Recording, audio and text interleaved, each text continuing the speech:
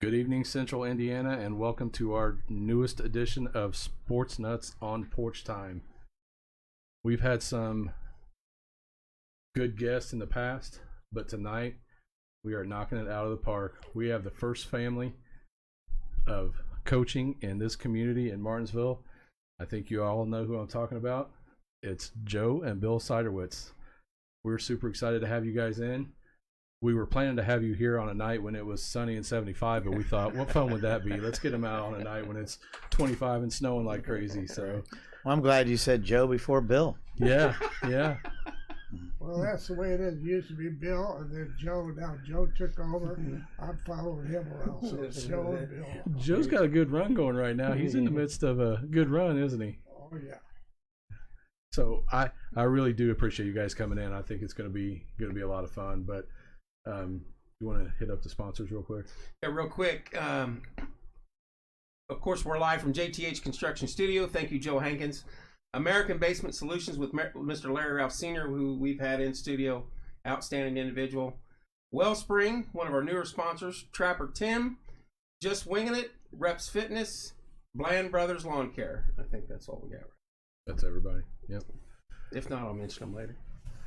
So, Coach, tell me how you got started in football. I'm sure you played in high school. Well, I came from Omaha, Nebraska. Get through this quickly. I went to a Catholic school.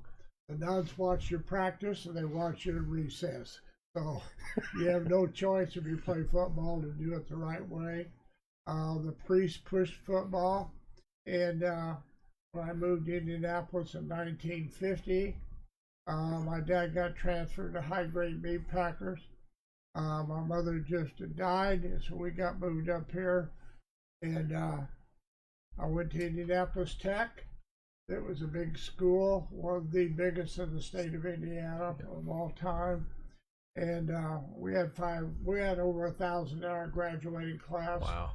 So they lined us up on the field. They said, okay, fastest stay, slowest leave. Because they had 250 kids come out for freshman football. Sure. And so I got to stay because I wasn't the fastest. I was one of the biggest. So. But it turned out great. How I got started in it, I had 5 cousins, boys, and they all played football. Me and my brother, who was a lot smaller than me, we were the automatic rushers when you were little. Sure. I learned being an automatic rusher. You watch the quarterback in the huddle, and then you usually pick out the next play. So you learn a lot by that. That's how I got started with my cousins. Then in Catholic school, then moved to Indianapolis Tech, and I had a great experience there. And that's how I got going. So you were a freshman in high school when you moved? Freshman were? When you moved up here, you were a freshman in high school? No, I was in 8th grade. 8th grade, okay. I was in 8th grade, springtime, when my dad moved us. And I was about 6'1.5", 6'2" in 8th grade. They said, okay to go to recess and play softball. I hit the ball over the school building because I was a pretty good baseball player. Cathedral came over the next day, said, you're going to Cathedral, aren't you? I just came from Cathedral in Omaha, Nebraska. I said, I don't believe so. I don't want to take a bus all the way across town to Cathedral.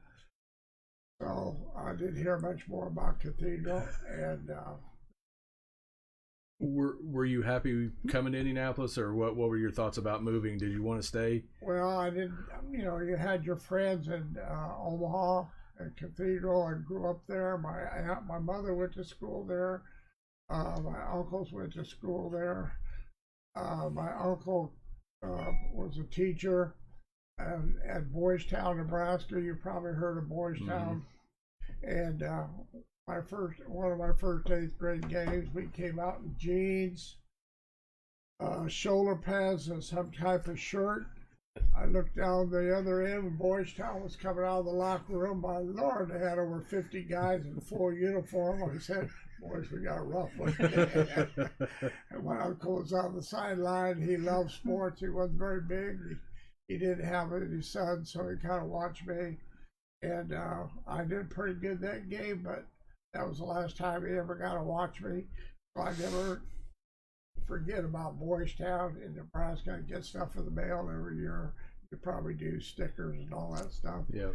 So, you know, I had a football background, and I loved it. And to coach football, you got to love it, you got to study it, and you got to be dedicated, or you got to take a lot of guff sometimes.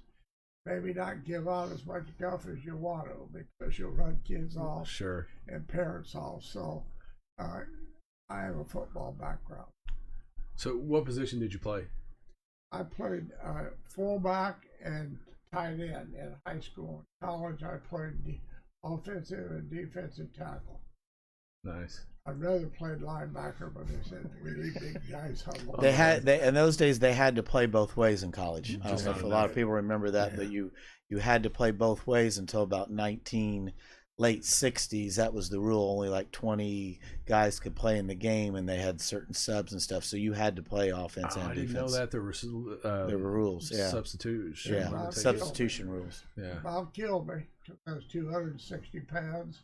I put on a lot of weight to play offensive line, and then I had to lose it after football to play baseball. But Joe's right. You had to play both ways, and that was tiring. I was running down the field in a college game. All of a sudden, whack! Guy hit me from the side. I was probably tired. Didn't see him coming. Trainer said, "Oh, you'll be all right, Bill. Just sit over here for a while." And so the game was about over. I stayed in Indianapolis because we were living in Muncie. I was married then, and talked to my buddy since I went to Indianapolis school. Got up the next morning, I couldn't move. My wife picked me up, took me to the hospital at Ball Memorial Hospital in Muncie, and my knee was looking like a watermelon. And she said, "Bill, you look pretty bad." And I work here at the hospital. Can we fix you up a little bit? Right. So I had an operation, and they were. The doctor said, "Bill, you can't play any more sports. This knee is a disarranged knee. If you get out there and get hurt, I can't fix it." Next year, he was saying, asked my wife, she was working in the hospital, "I don't think I've heard your husband's name on that speaker at Ball State." So I was playing again the next year. That spring, I played baseball. All winter, I ran up and down this stairs in the gym, outside in the stadium stairs, and with bags on my shoulders, and I was a really good hitter, so they let me hit. Then when I got to first, they sub in. So that was one of my years. You knew that story wasn't ending with "you can't play anymore." Yeah. Not at that age. That wasn't gonna happen. Yeah, that's not going to happen. So then after Ball State, you graduate from Ball State, and you go assistant job, or you go straight to Rensselaer?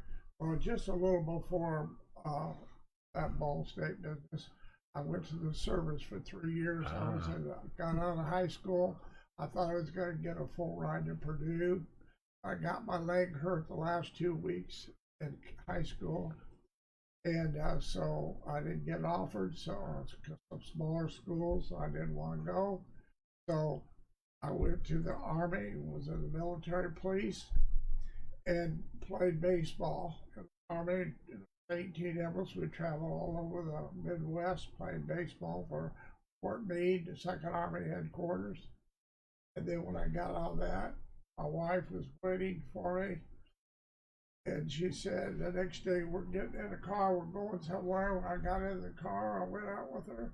We went to Ball State. We're going Air Force Station. You're signing up today. Go up there, register, and don't come out until you are fully registered. In those days, no matter what your grades were, anything in 1960, I graduated in 1957 after I got out of the service.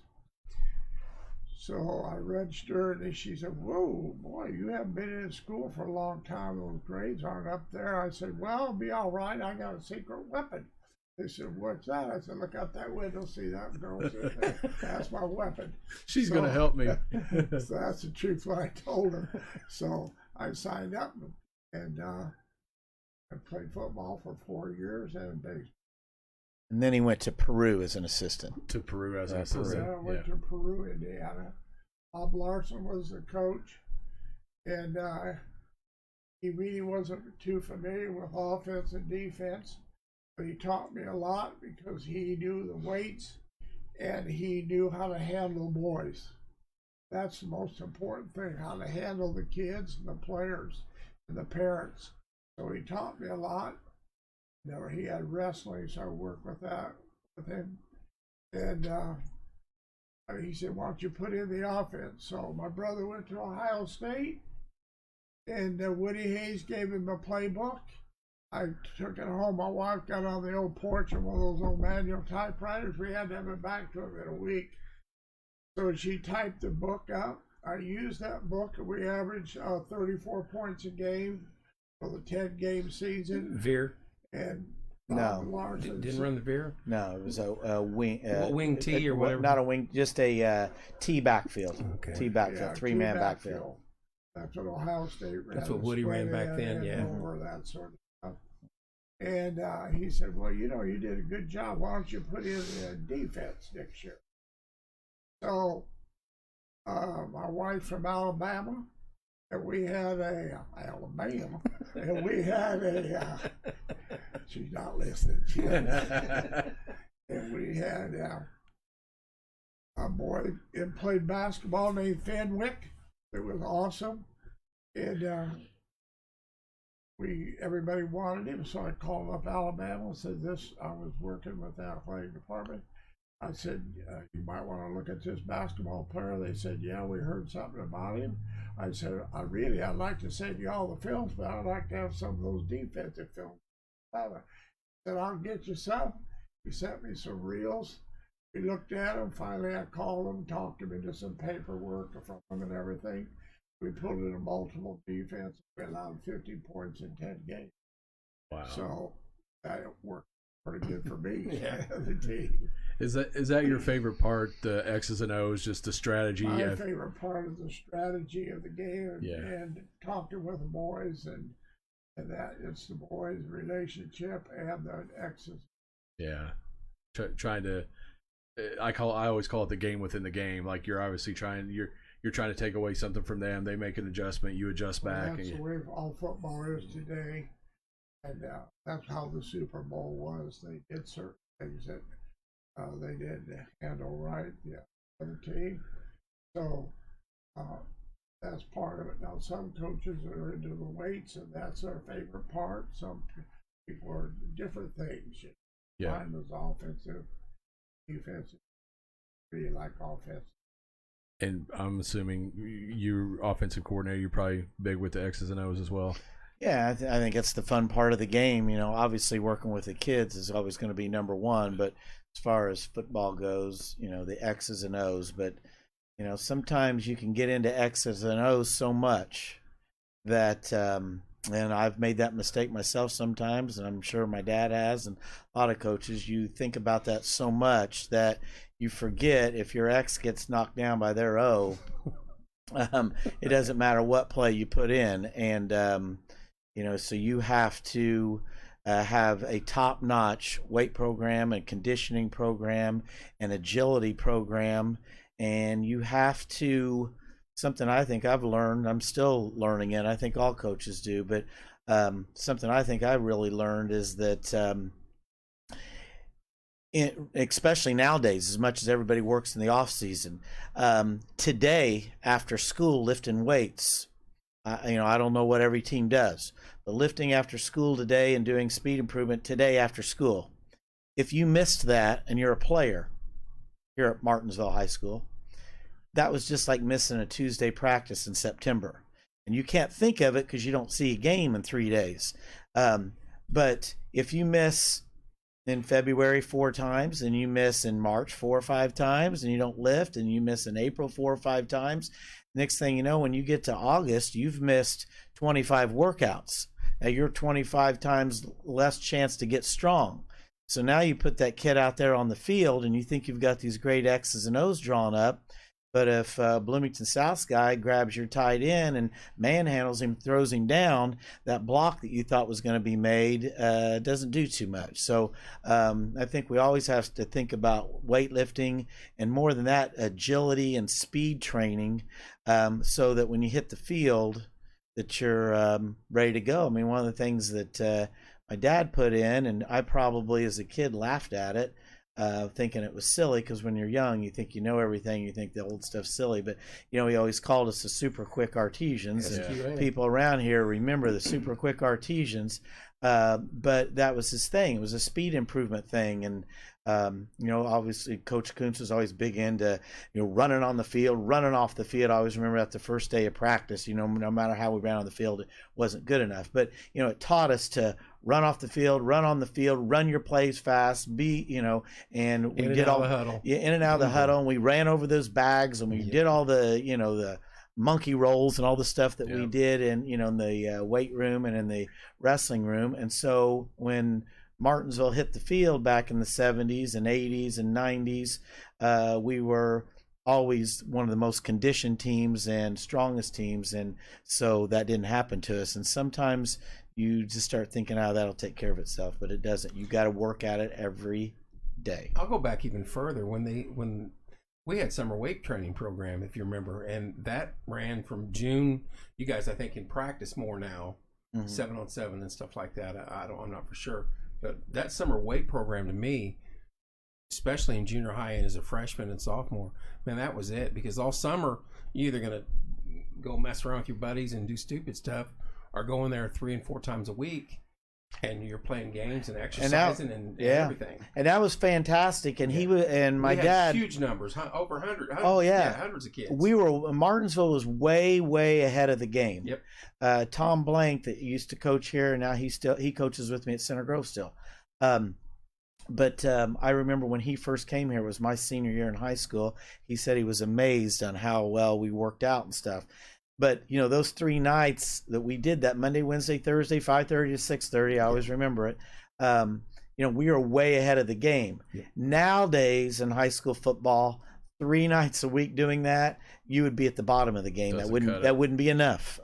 It's an all year thing, and it's an all summer thing. And then the summer is when you do your 7-on-7 stuff like that. And those days we couldn't do anything with the ball, so that's all we could do, and that's why we did. You guys we couldn't practice till August, right? Right. So that's changed. Two of my favorite sayings, going back to what you said, is hard work beats talent when talent doesn't work hard.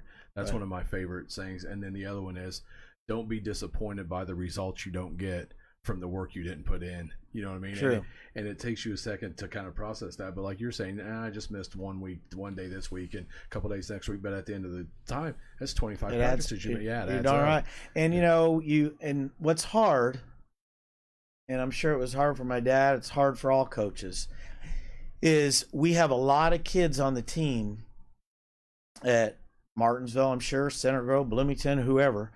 You have a lot of kids on the team that work really hard, and they come to every workout, and they have the greatest attitude, and they still may not start. They're just not. So hard work doesn't guarantee success, but I know this much.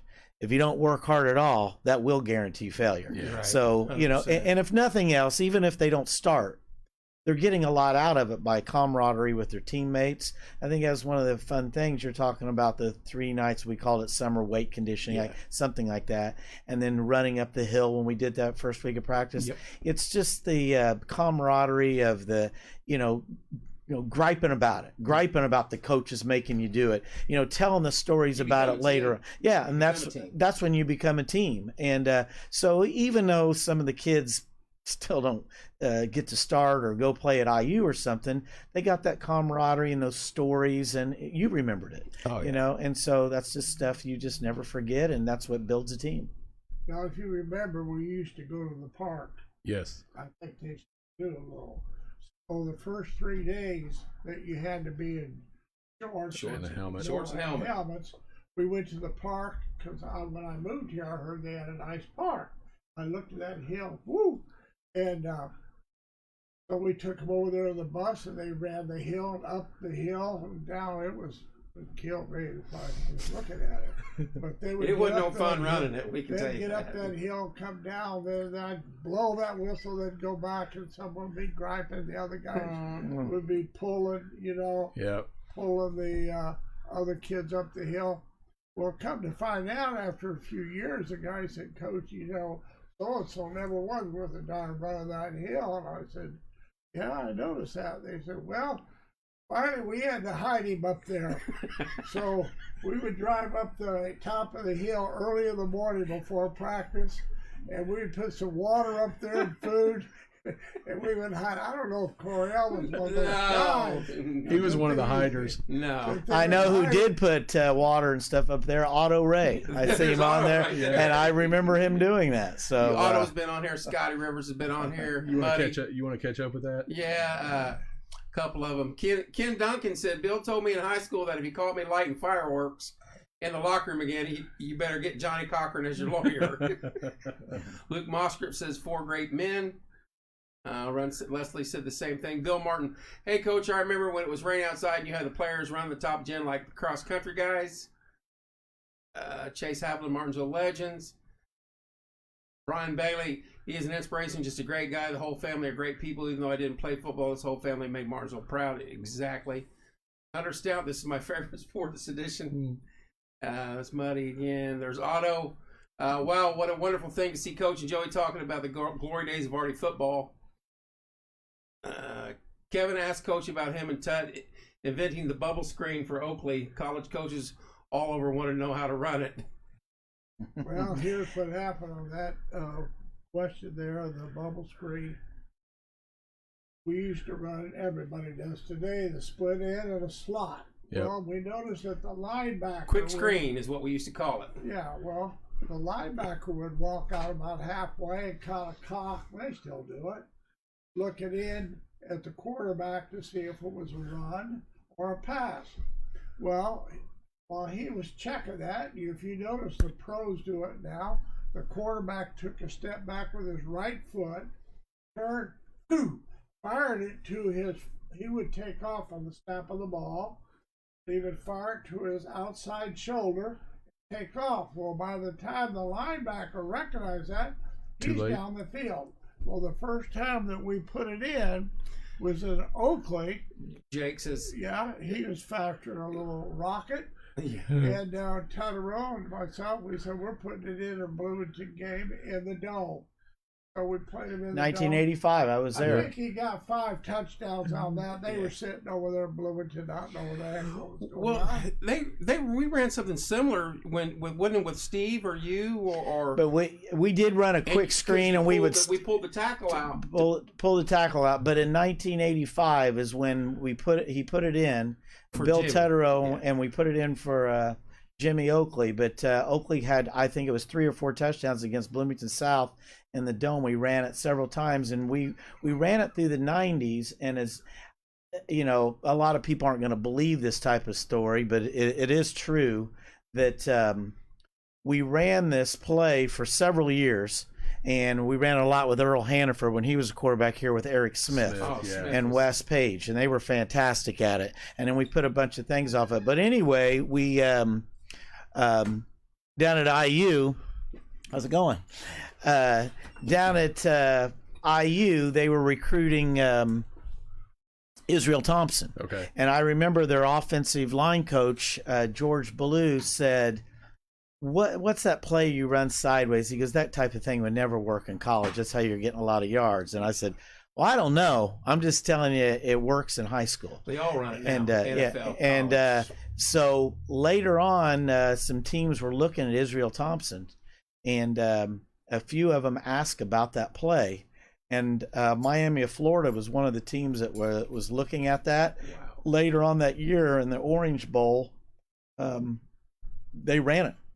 And I don't know, I mean, I can't jump in their minds. I don't know if they got it from us, but I know they asked about it when they were recruiting Israel. Bubble and then screen, baby. and the Orange Bowl, they ran it. And then, a couple of years later, Tiller ran it at Purdue. Well, before he even got to Purdue, Wyoming, and they brought it and became popular. So I always think that probably Bill Tuttle and my dad probably had a lot to do with had that. a lot to do with Let that. me catch up with this real quick.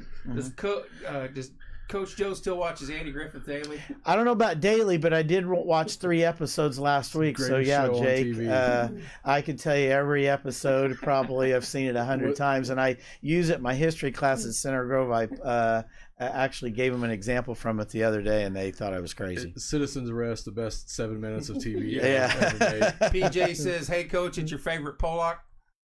Steve Nieper, Coach, you look great. Brad Quakenbush, I love this. Great memories. Let me go down here a little further. Brad played with Joe. Yeah, he Yeah. was. We were. Grab my jersey. Away we go. Right on Scotty. On the other side. Mac and Desi Dunn watching, loving the program. Scott said he had 2 TDs in the dome. Otto, do you remember 1980 season when Marvin Ong set the record of most TDs in a game with 5 in 1 week? He was a junior. Mickey Naylor was a senior, broke it with 6. I absolutely remember that. I was on the team. Robin Schoolcraft he was Bill's favorite running back. I remember one thing about Schoolcraft. We had the pole orchard. Steele probably would have did that. We had. You guys want to pull chairs up if you want, or you can if you want. We're fine. We had the pole orchard, which they're 12 inches apart, and I painted them red. I got it from a guy in Ohio about 1962 or something like that. So when I came here, 1970.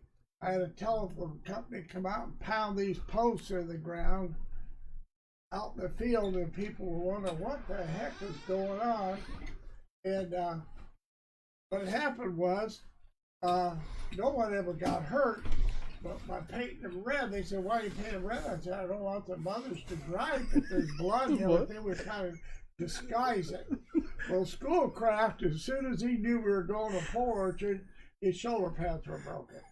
I mean, every day for 2 or 3 years, his shoulder pads were broken, and the team would laugh about it, but heck, he ran so good, straight ahead.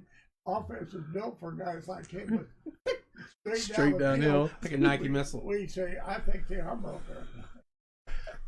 Now, when we were there, it'd be 6th period on Black Tuesday or Blue Wednesday, and using the clinic late in the day. Because I know a couple of these guys back here, we'd camp out in there with them. So, well, unfortunately, Schoolcraft, Robin has passed away. Yeah. And I've had a number of boys on the team that have passed away, and really it's sad. And speaking of that, your relation, Jane Fry died here just a few days back. Yeah. And she was the #1 fan of all sports, not just football or basketball, all sports. And we're going to sure miss her. Now, that's if I get back in the gym, Yeah. Things were a little tight here for 1 year. So I'll look to see it. you care if I bring a couple guys on here real quick, Dean? Okay. Brad, Chris, want to sneak in there? No? I think Brad does. I don't know if Chris does. I'll come over here with you, Brad. It's don't be shy. Somebody had a question that said, "Who was faster?" That's a great question. I saw that. Who's faster, Jimmy Oakley or Eric Smith? I would say Oakley was faster. Eric Smith was shiftier. More elusive. Oakley was more of a straight line, elusive, split in outside receiver. Eric Smith was more of the inside, catch the little bubble screen and be shifty. Make guys miss. But they were both fantastic in their own way. If you could ever get both guys like that on the field at the same time, man, that'd be something. It'd be unbelievable. I saw something on there about Luke Mossgrip as well. And I remember Luke one year, we were playing Bloomington South. And in the locker room, the week before, we shut out Bloomington North 47-0. And I was a young coach and probably a little bit too cocky with my mouth or something. And I said, well, we play Bloomington South next week, and they were undefeated, and they just beat Moeller, Cincinnati Moeller or something. And so I said, if you shut out Bloomington South next week, I said, I'll shave my head. And I just said it, just being fired up in the locker room. I couldn't even hardly remember saying it.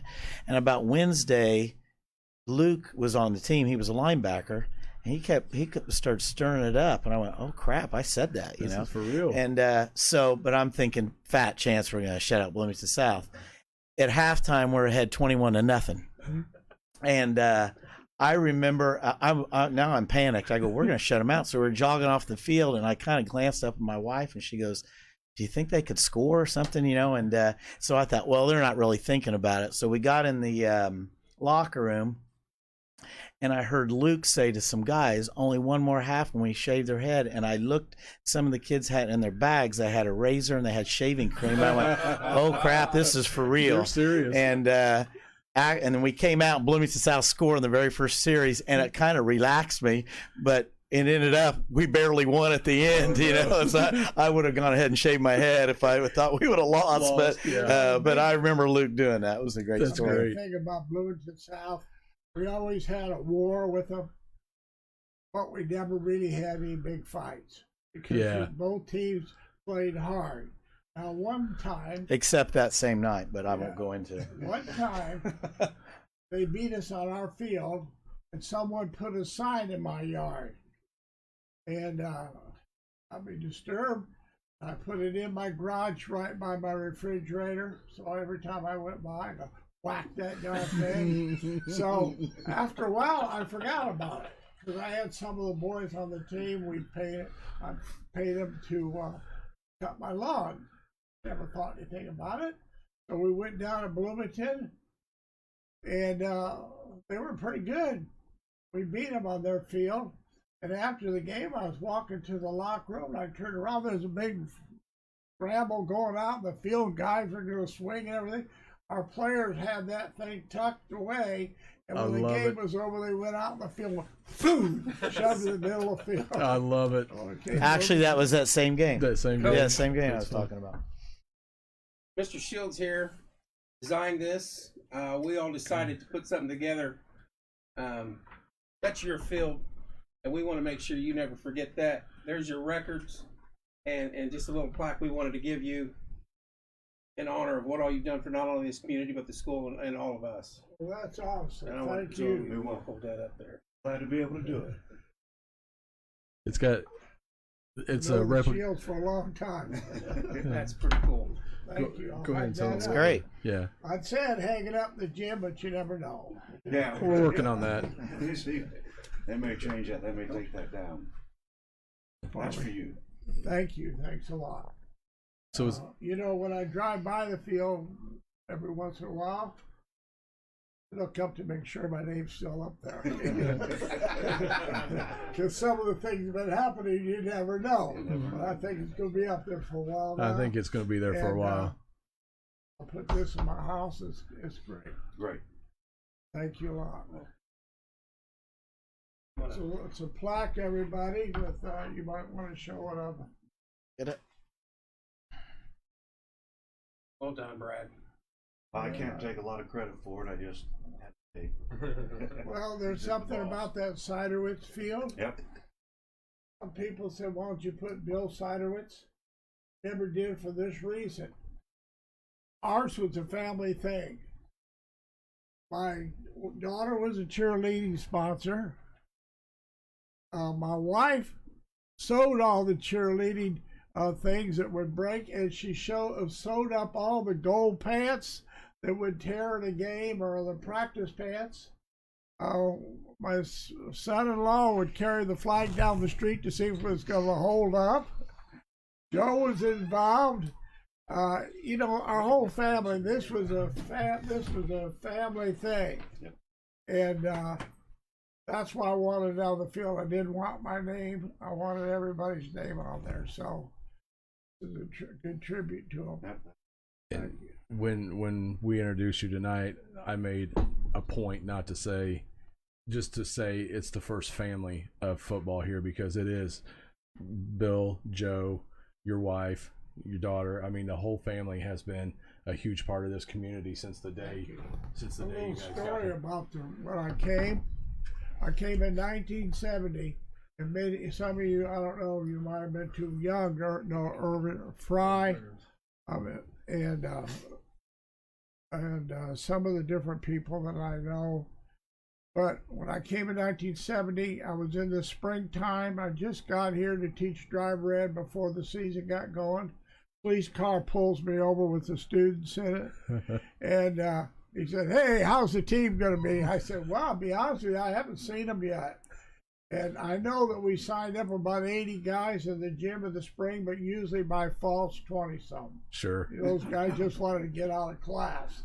So That's funny. that's basically what happened. We had 28 to 30 kids on our first team. And I remember going to the school board. It was right the house that used to be right by the new library. It used to sit right there where the library was. I was sitting in there in 1970. And I said, "Now, what about this weight machine?" I said, "We need some weights, a weight machine." They said, "What are you talking about, school board?" So I said, "Weight machine. Right up the street here is the grain elevator. That's where we weigh them in. Weights. They can lift weights for the grain elevator." I said, No. That's not what we're talking about. And then the same night I said, "And we have to have a 7-man sled out there for our linemen." They said, "Well, we have an 8-man. And there's only 7 men," I said, "on the line." So you can see they were backwards. And a lot of guys told me, "Why are you taking that job?" Some of the coaches turned it down because it's all they really cared about was basketball or something. Yeah. And with the home of Johnny Wooden, I mean, why not? And that was a part of our Martinsville history. So, I got a breath full when I left. And then at the same time, Penn offered me a job. Oh, wow. So Penn High School called him and said, "Bill, why are you taking that job? It's terrible down there." I said, "Well, I heard it was, but I'll have this one car, and it's not very good, and my wife wants to go to Houston every year, maybe twice a year, to see her mother and sisters, and I got to go there and come back, and I'm just adding an extra 6 hours on the car." And plus, I kind of wanted to stay around Indianapolis, so I took the job. So when we got here, my wife said, "Bill, you're getting 2 years. If you don't do something in 2 years, we're getting the heck out of here." So the first year, they had a 17-game losing streak when I took over. We won 3 games. And as we know, we got Island. Joe, would you say it? I can't say it. My blue 80-something to nothing. You don't have to mention the score. But. Yeah. And well, we had our 30-some guys on the team, maybe 28, 30, and they didn't want to get on the bus when we played them. We weren't doing too bad till then. I said, "Well, nothing was in the paper, nothing was on the radio." They said, "Bill, they're scared to death." So we went down there and got killed. My wife was waving a flag, "Bill, surrender." This is a true story. And I said, "I'm staying here 100 damn years till we beat their, you know what." So the next year, I said that year, "Well, this is terrible." The fans of the town were happy. We won 3 games. And they said, "This is acceptable. We can't just win 3 games. I mean, we'll end up losers. We can't do that." So my wife's folks lived in Houston. So we'd go down there, and I went down there and called up Bill Yeoman, who just recently died here about a year ago. Yep. And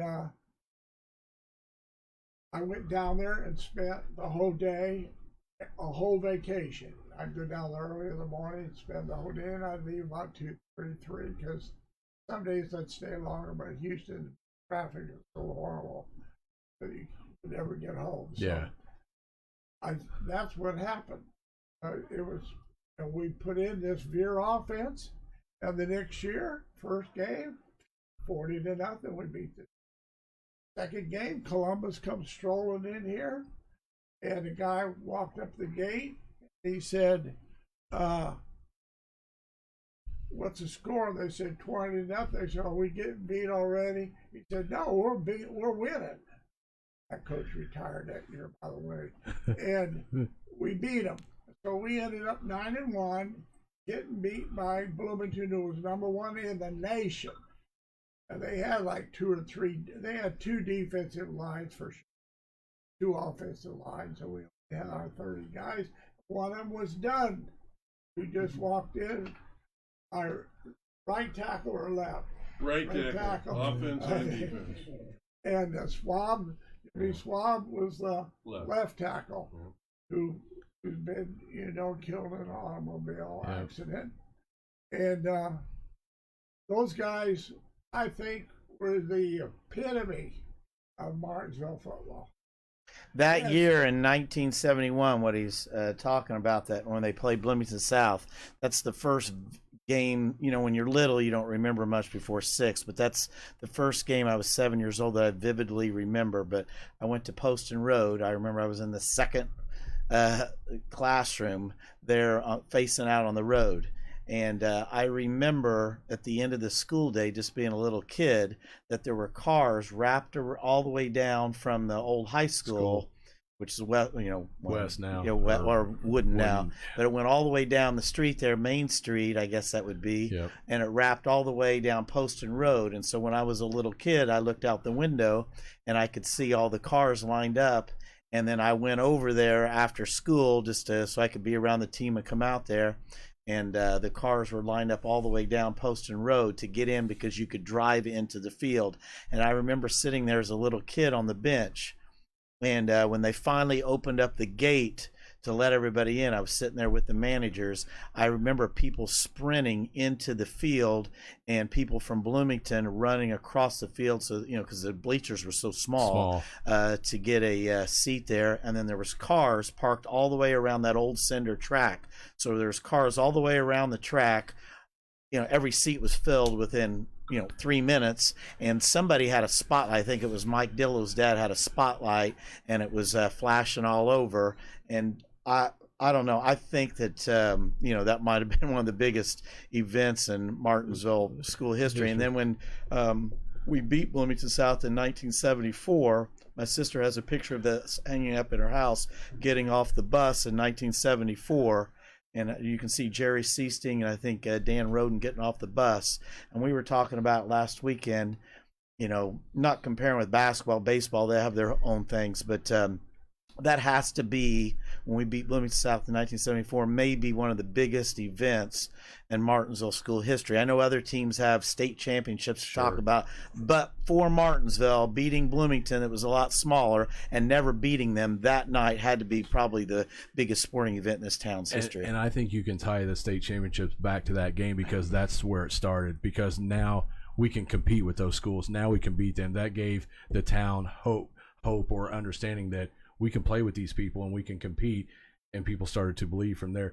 Do you know much about Martinsville's history before 1970? There's not much out there. Not much out there. But what I did find is in the first 50 years, they had like 75 wins, 73 wins. They were averaging about 2.5 wins per season until 1970. There was no success. There was no history. There was nothing until that. I mean, the year before, in 1969, they were 0-9. So they had an 8-man sled though too. You got to remember. Yeah. So there wasn't any history, and I don't know when Martinsville started playing football. Probably about in the 1930s, 40s, maybe 40s. Yeah. So it only been around 30 or 40 years, but they didn't have really any history of it. But it's just hard work and great enthusiasm, like he did, and obviously putting in that offense, the Veer offense, which was different, helped. But like I was saying earlier in the show, it comes back to lifting weights and him putting in a speed improvement, weightlifting, conditioning, as well as the Veer offense and that kind of thing. So let's go back to Poston Road for just a minute. Sure. Joe, little guy in the Poston Road, and never was sick. All of a sudden, he was sick all the time, going to the nurse's office, sitting in the nurse's office. I said, I got to figure this out. Don't So- exaggerate the story, but go ahead. So she went to Poston Road, and come to find out that when we talked to him, he didn't like the teacher. And why didn't he like the teacher? He was from Bloomington. Ah. My dad doesn't like anything from Bloomington. Bloomington Highway's supposed to bypass around. He had like a So- sixth sense. So after my wife said, now wait, no, she's not really from Bloomington. Her husband goes to IU and she's just working down here for extra money. I never got sick again. You know, Joe, you were talking about the streets being lined. And something I remember, I think everybody here, more than once, we would get home, get off the bus, and get on a fire truck and be paraded through town. Oh yeah. And, you know, that doesn't happen anymore. When I was coaching, I, you know, tried to talk to the fire chief. We're not going all you boys around. I Right. mean, it doesn't happen nowadays. Right. But the town, the atmosphere, they were impromptu. There was a big wind. Here comes a fire truck. You know, I remember going down Morgan Avenue with the hanging on the fire truck. Oh yeah. You know, that was just normal. You get it going in a small town, there's nothing like it. Yeah. Because everybody in the town feels a part of it. Everybody in the town that's obviously into sports and all that, but there are a lot, because it's the one great thing about town versus town is it just creates a lot of enthusiasm, and Martinsville's better than Franklin or Bloomington, and you know, you have that sense of pride, and that's the one thing I always was really disappointed about, other than enrollment things that we were talking about we'd get into later. But Yeah. when maybe Martinsville did too well in this old South Central Conference, I don't know, but when Martinsville shifted there for a while to Conference Indiana, I believe it was called, I still think they have a little part of it. Yep. I think that hurt a lot, because it wasn't Martinsville versus Columbus, Martinsville versus Franklin, or Rushville, Connorsville, Bloomington. You get the point. Martinsville playing Pike or Lawrence Central or Decatur Central, there wasn't that town versus town. It cut down on the crowds. Sure. It was a totally different type of school, those schools. And I remember my second year being the head coach here in 2001. We were 7-0, and we played Pike, and whoever won was going to win the conference that year. And Pike was, I think, 7-0. And of course, we came out on the field, and our whole side's completely packed.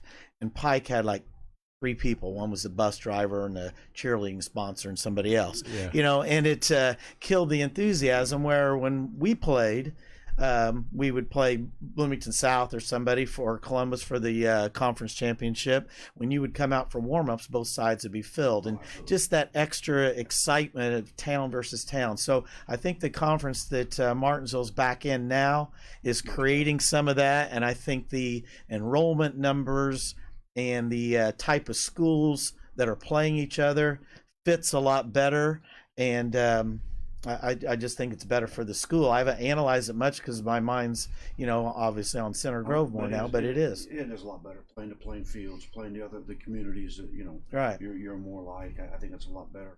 But I know as we were growing up, we never played at home, at least, without track field.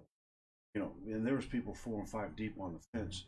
They had to Oh, go yeah. out of the way for us to get to the field Right. from the locker room. I mean, that Yeah. type of a sellout was never the point. Was how many can we get in here? Of course, when the helicopters would come over, you know, and you'd see the pictures, you know, of there. And it juices the players up. Absolutely. Sure. Yeah. Oh, yeah. I remember, I think it was my freshman year, 8th grade year, we played Cathedral. And my dad always did a good job of, we played South Central Conference and we were dominating. But 1977, if I remember correctly, he scheduled Cathedral. So we'd have that one real tough game and would help in the playoffs. And Cathedral that year had Mark Clayton, that was Dan Marino's great receiver wasn't at the bad. Dolphins. Yeah, he wasn't bad. But I remember being out there on the field, and in warm-ups, Cathedral came in, and you could see all their fan buses coming in, and the whole side was packed, and they had an intercom system and stuff. And I remember Matt Gwynn telling me, man, I'm so juiced up for this game. And he was talking about how juiced up he was because of the crowd and how everything was all filled, and the microphone that Cathedral had and so on. And we came, I think it was the very first play of the game. Mike O'Neill was quarterback, and all week long my dad said we're going to run sprint left, chair. And Merritt Barnett ran a chair, and on the first play of the game, he hit it for a touchdown, and the crowd just erupted. And somebody set up there the Perrigan Shuffle. Actually, it was called the Perrigan Shift. Yeah. Not correct him. But I remember later in that game, our kickoff team did the Perrigan Shift, where they all shifted over and we onside kicked. So somebody up there, I can't remember who it was, remembered that. But but anyway, the crowd stuff, and it just there's nothing like a small town when you get it going. Yeah, the us versus the world is my favorite thing. It's us great. Against the world. Yeah. Mm-hmm. So go back to that game. Totero, your uncle over there, Brian, he said, we're going to take that Barnett and put him in motion every damn play. I said, because he's playing in man for man, and he's playing both ways. So we're going to get him tired. So first play, runs in motion, up the field, touchdown. So he starts guarding. We just kept going man to man, and we beat him by just using some strategy. And Tut, one of my best coaches ever, who passed away here just a few years ago, one of my best friends, he had a good brain for doing strategy. He was a strategy type guy in passing. He didn't care about running. He wanted to throw it. He didn't care about blocking for the pass. I said, Tut, you got to block for the or he's going to get killed. Well, that's up to you. I just want to pass. So Tut came up with, he's a guy that came up with a bubble pass. He came up with that kind of strategy. And I never even worried about it. I said, Tut, you got them. I got Israel down here by myself. That's funny. So we had a lot of fun. If you talk about the staff that you had all through the 80s, I mean, you're talking Coach Kuntz, Tut, Coach Arrett. I mean, it's got to be one of the best ones in the state. Coach Kuntz went to high school at Tech, and we graduated in 1954. He played right tackle, and I played tight end. He played defensive tackle, and I played linebacker behind him. I said, you hit him, I'll go and make the tackle. So, but he was working at the Butler Fieldhouse at a basketball game, big playoff, and I went in there and started talking. I said, why are you coaching up here?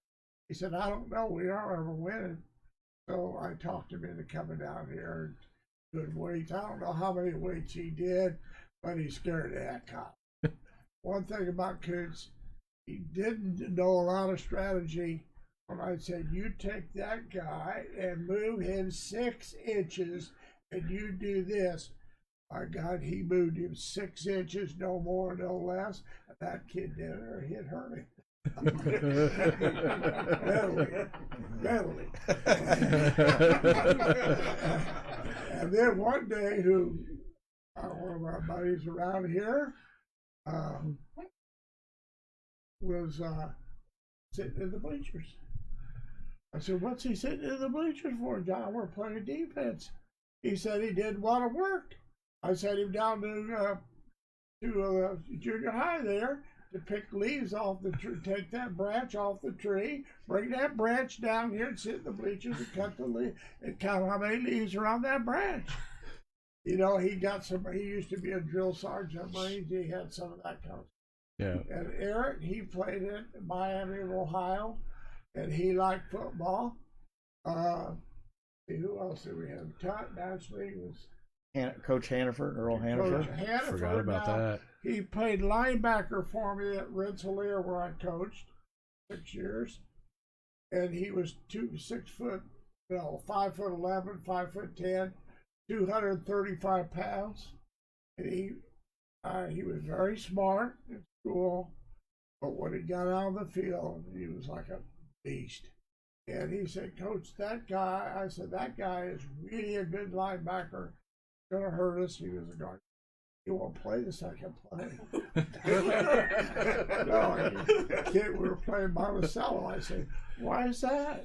He said, well, just watch the game. Second play, guy comes out. He blocked him out of the game. Legal block. He was a brute. Is what he was in practice. They weren't playing very hard during the game. I mean, at a game, they weren't playing hard. But we won the game. He said, I said, what happened at halftime? He said, Earl lined us up and said, if we don't play, he's keep every one of our, you know what, after the game, we're afraid to death. So I had him, and the thing about him, he was a line coach. And I said, I want him low, because we're running this veer, we need him low. He had him carry a yardstick in practice, and they would measure off the distance between the linemen. And he would have them crawling on their knees and on their stomach sometime in the dirt out at the park. And I said, wow, this nobody paid attention. No evidence. No evidence. So he had them low. And when so He did some things you couldn't probably do today. one day at practice, we practiced behind Poster Road. There was no practice. No equipment, no practice, nothing. So one day, kids were all sitting on the bus. He was the head freshman coach. I said, boys, you can get off the bus now. We're starting practice. Run down to the other end where the freshmen are. We're not leaving. I said, what do you mean you're not leaving? Coach Hannaford said, we don't get off the bus till he's here. So we were just talking about motorcycles and everything, how dangerous it is. I'll be darned. He was his second day of coaching for me. Here he comes around the corner of Posted Road with a German helmet on backwards with his motorcycle. And that team went berserk, and I don't think I got practice out of that.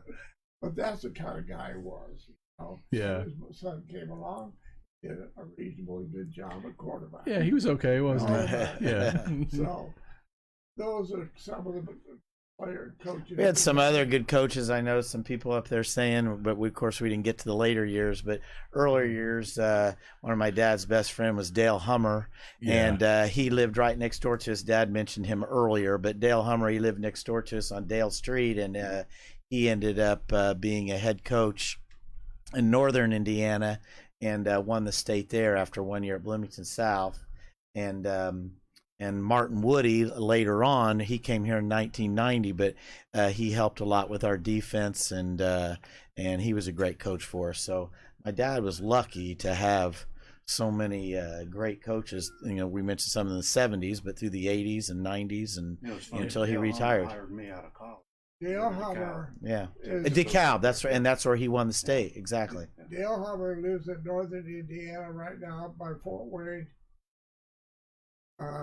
He just called me about 3 days ago. He has cancer in 4 different parts of his body. He's had it for 7 years. They thought he would die 7 years ago. He's still doing fine. And he goes to some great doctors who are taking care of him. And he still remembers all the stories and all the fun we used to have. Yeah. Going to clinic. Now, when you were at Rensselaer, you had a really good staff there too, right?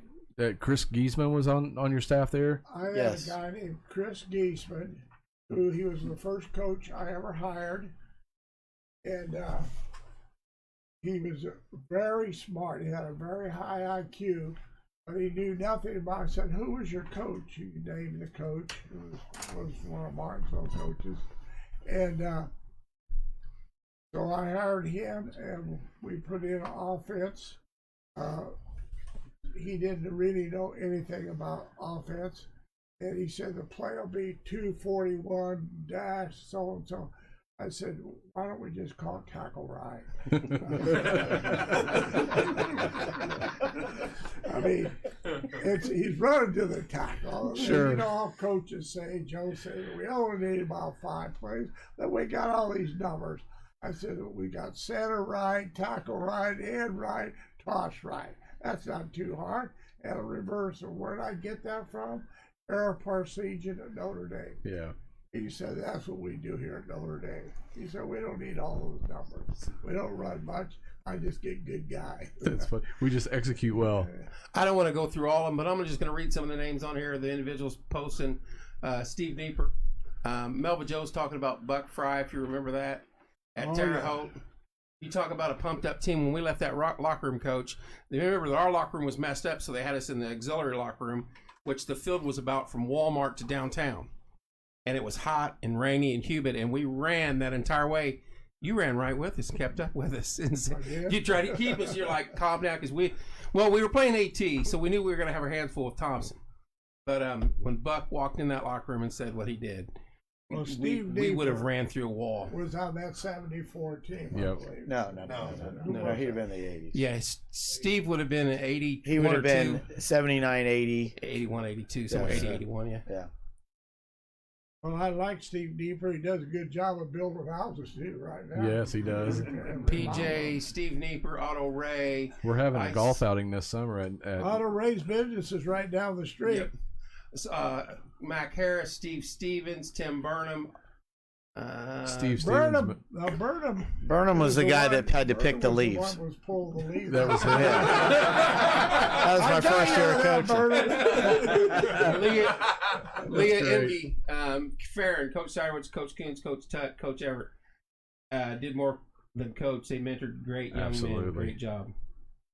Exactly, well, Leah. I'll tell you what, if you love something, now if you kids pick it up, you know. Yeah. Charlie Starr. What did Jeff Price said something about? Whoa! We got to talk about Charlie Starr. Charlie Starr was a good receiver, but he played behind the best receiver in the state, and that fit. Mark Fischel. Mark Fischel, who played at IU and started for 4 years. Mark Fischel never dropped a pass, except in the Columbus East game. He dropped one in the end zone. I said, "Whoa, this is the first pass he's ever dropped practice for the game." Well, coach, he sprayed tough skin in his eyes, and he didn't know where the ball. So he played behind him. But when that's his 1974 game. We beat Bloomington for the first time. Yep. Gotta imagine the crowd was big. We were undefeated. We played Bloomington. We never beat them. Can't get better. That's like a damn Super Bowl. Sure. And I'll be darned.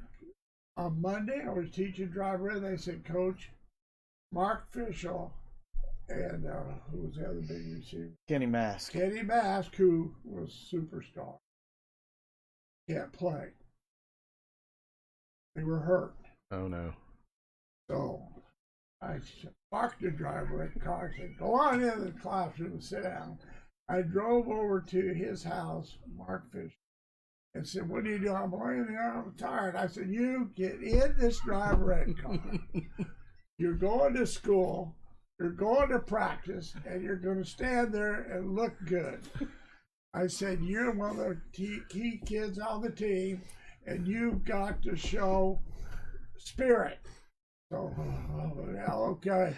So I got him out there, and we went to the game, and they double covered Fischel. But the first game, he didn't play but one play. I said, "You're playing one play. You run half speed down the field, and we're going to throw it over your head." Looked like the quarterback made a mistake or something. So he runs half speed, we throw it over his head. We take him out of the game, put in Charlie Starr, who was good at himself. They double covered Charlie Starr the whole game.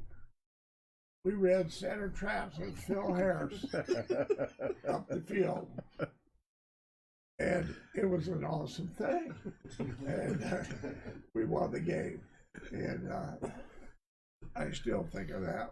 Jerry Seaston came back to town here a couple of years ago, was coaching our basketball team.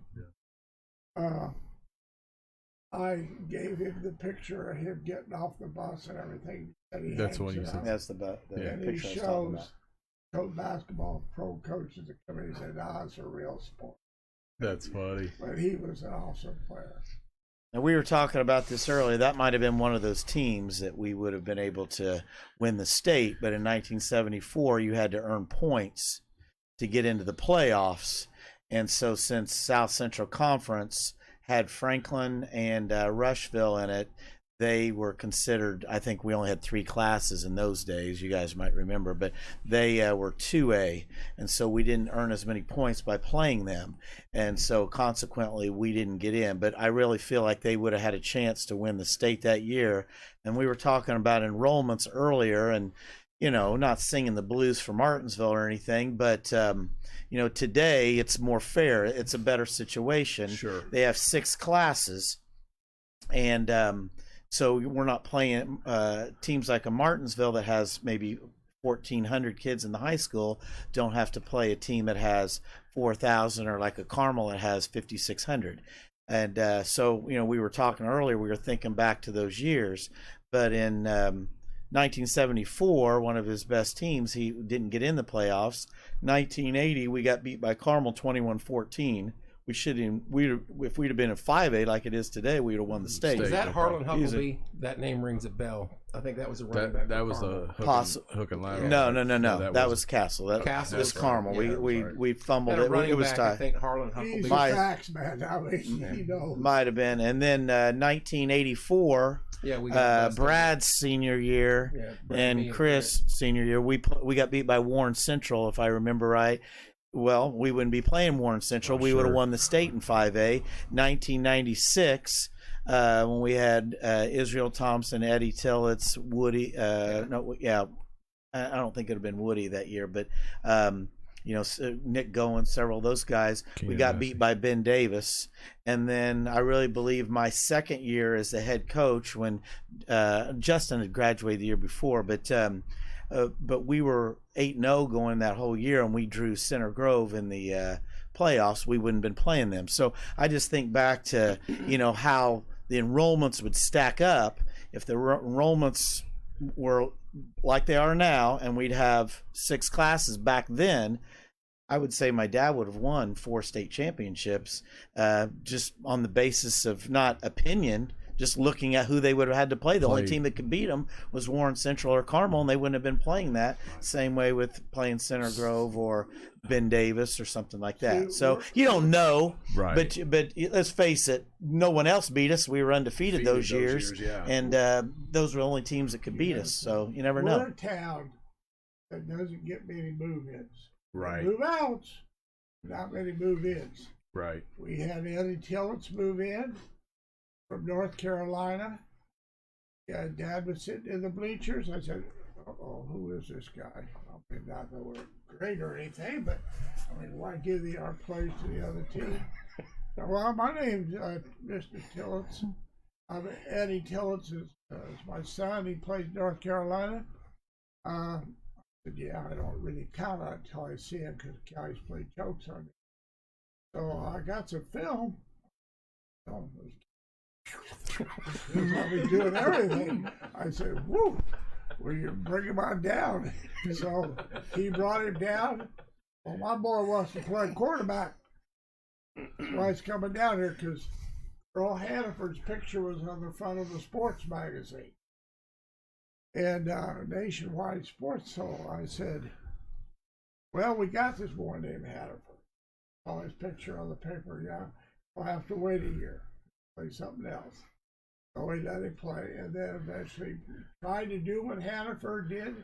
He couldn't do it because Hannaford wasn't fast, but he was fast. Of course, Eddie became a doctor, but Eddie didn't think that way. His dad said, whoa, let's go run this team right, coach. I said, whoa, what about it? What's wrong? He said, well, my boy sees somebody getting knocked down. He runs. He doesn't pass. I said, well, your boy's supposed to be looking downfield to the keys and know where to pass. Well, he doesn't look that way. He looks at the lineman when to run. So Eddie, we had to focus in on another type of thing that he could use. Eddie was a tremendous player. My wife calls him a gift from heaven. That's funny. So he gave us a great thing. Do you think quarterback's the hardest position in all of sports to play? Absolutely. Modern football Yeah. is. Joe, as a quarterback, has probably got scholarships to everywhere in America. And Joe's coached 3 quarterbacks, and he's 14-0, 14-0, and 13-2 or something, 12-2, something like that, and won 3 state championships with quarterbacks and 3 runner-ups. So he knows more about quarterbacks than anybody. So in high school around here, I'd say. But I do have. I mean, I don't know if he's exaggerating there or what, but but we do have a quarterback at Center Grove now, and his brother's Trace Jackson Davis plays for IU, and then he's his half brother Taven Jackson, and but he's got scholarships everywhere from Center Grove, and he's going to. We got him for 1 more year, so Nice. He is fantastic. But I have been lucky enough to have some good quarterbacks, along with Hannaford and several here, but Center Grove as well. So in 2015, you won the state championship at Center Grove, and your quarterback was pretty good that year. He was all right. Yeah. But yeah, my son played quarterback in 2015, and but one thing that my dad always did, and we do good at Center Grove, and I think any good high school team does it. You have to adjust your offense for what you have, For your personnel. So my son Joey, he was a different style of quarterback. And our quarterback we have now with Taven Jackson's a little different style of quarterback. And, if you stick him in a situation where he can't get to use his skills, heck, he might as well not even play. And I think that's what he was alluding to with Eddie Tillits. Eddie Tillits was fantastic quarterback in 1996, but to make Eddie Tillits play like Earl Hannaford did, that wasn't fair to Eddie. You had to adjust. Now, pros, they just draft a guy that's their system, or in college, they recruit a guy for their system. In high school, you have your basic system, but you do have to adjust it. When I was in high school, we had a great quarterback in Scott West. And yeah, we ran the veer, but Scott threw the ball a lot, and we didn't ask him to run it as much, and he was able to use his arm.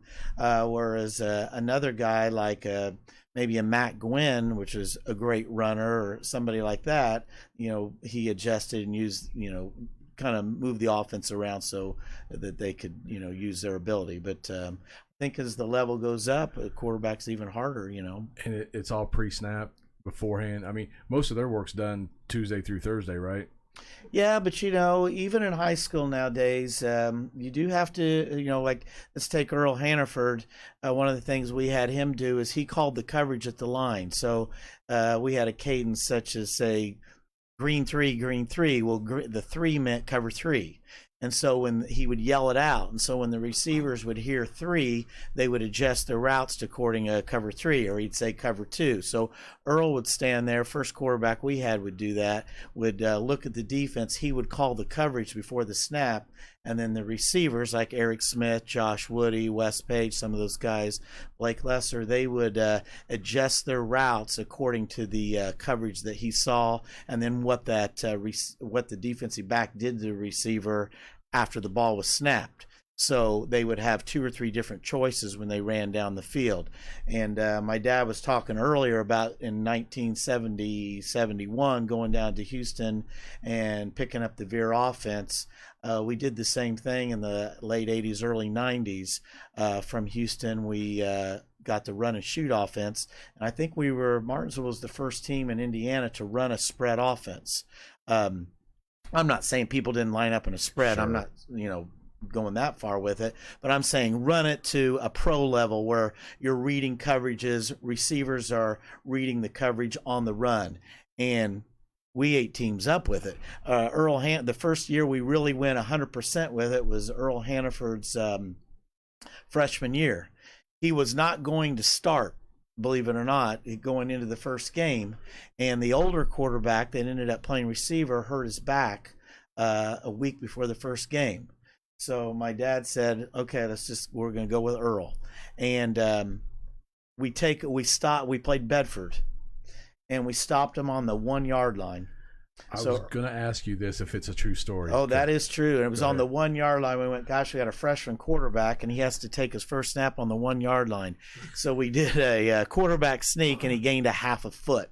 So in the second play, we ran one of those run and shoot passes, and Dave Foiler caught it and raced 99 yards for a touchdown. So Earl Hannaford's first pass as a freshman, first game, 99. Went for 99 yards for a touchdown. I've heard that a couple times and fact. wondered if it was like a 30-yard pass that over the years had gotten exaggerated. Well, he honestly he probably did catch it about 25, yeah, and then you run it in. But Foiler said it's 110. Like yeah.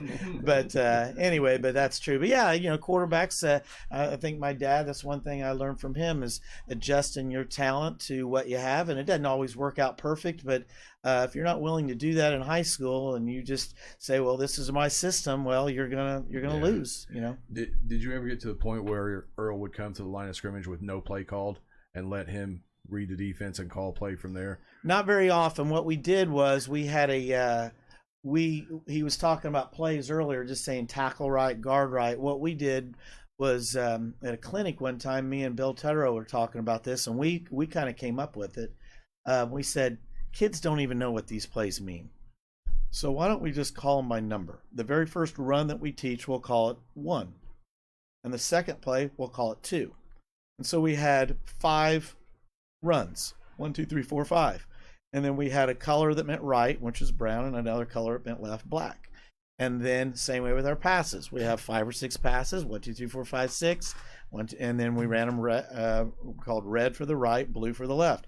And Bill Tedrow would stand on the sidelines and he would signal it in. So by Earl's sophomore year, we didn't bring in plays. We stood at the line because they just looked over, and hardly any teams were doing this at this time, but we would signal in the plays, and we would look to see how the defense lined up. Then Tedrow would signal in the play, and then Earl would call it. 20 years ahead of his time. We were way ahead on that, and we ate people alive with that because people weren't ready for the spread offense. Now, as years went on and other people picked up on it, teams learned how to play their linebackers and cover up some of those seams down the field, and then that kind of starts getting squeezed. And that's the fun thing about football. It evolves, and then you have to change to something else, but or at least adjust your offense a little bit. But for about 5 or 6 years there, from about 92 through about 95, 6 or 7, it was magic out there because we were leading the nation in passing, and it was a great thing. And it's got to be fun for you knowing what's about to happen and then seeing it happen. And it's like you're kind of the marionette or whatever. You're manipulating the game. It's like playing chess. Yeah. Can I introduce just these guys back here in the class? I'd like you to introduce everybody. I asked them to come on, Coach, and they said no. You might be able to influence them better than I can, though. You go ahead and tell them. We're going to kill them if they don't get up here, Long. Steve, you come up here and say your name and just class, and if you got something to say, and then we'll go right down the line. Steve Long, class of 74. First one to beat me. Wait a minute, Long. What about your son? What year did he graduate? 2001. Yeah. He was pretty good. Justin Long, yeah. I know this guy. Chris Sheets, 84 Artesians. Left guard. Left guard. You got to come up though. Don, how you doing? Good. Mac Dunn,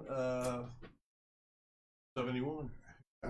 I still have nightmares though. The first year I played for you was my year, just Martinsville, and I was telling you, at the age of 66, I still have nightmares of the Bloomington South 84-0 game.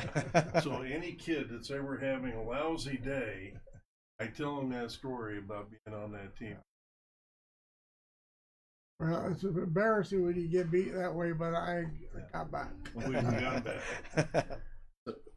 Do you know that you played Bloomington South 40 times? A couple more. He's jumping. Go ahead. No. It's all right. Wait. Bradley Quakenbush, class of 82. Yeah, you and Joe Bomb were the kid. Sutton come up there, these guys off the lake, or somebody came up with all that. Yeah. Terrible towels and all that. So undefeated. Brad Shields, 84, and carried the bomb squad. Yeah, I remember that. Yeah. Bad. Yeah. Oh yeah.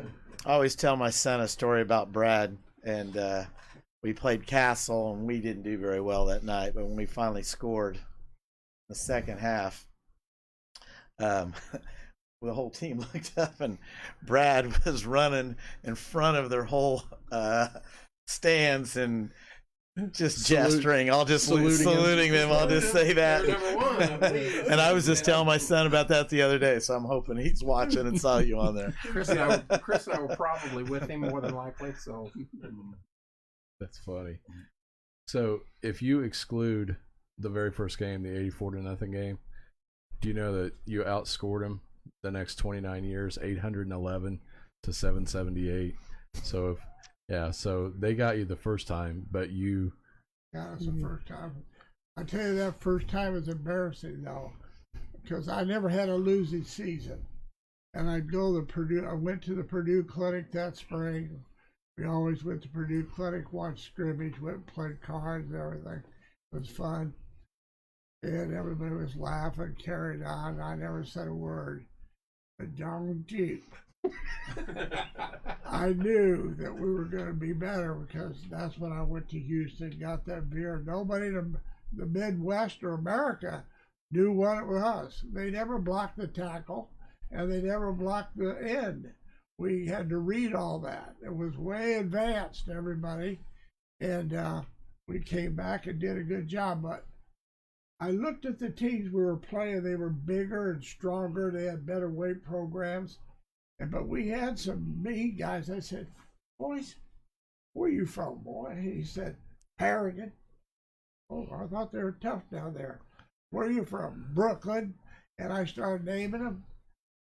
And I said, you guys have gun racks on the back of your truck and stuff? They said, yeah, I've got a gun rack. I said, well, man, you guys are pretty tough. We're going to get that toughness out of you. I want you to be tough on the field. So we got them tough on the field. That's when we got Hannaford in as the line coach and stuff.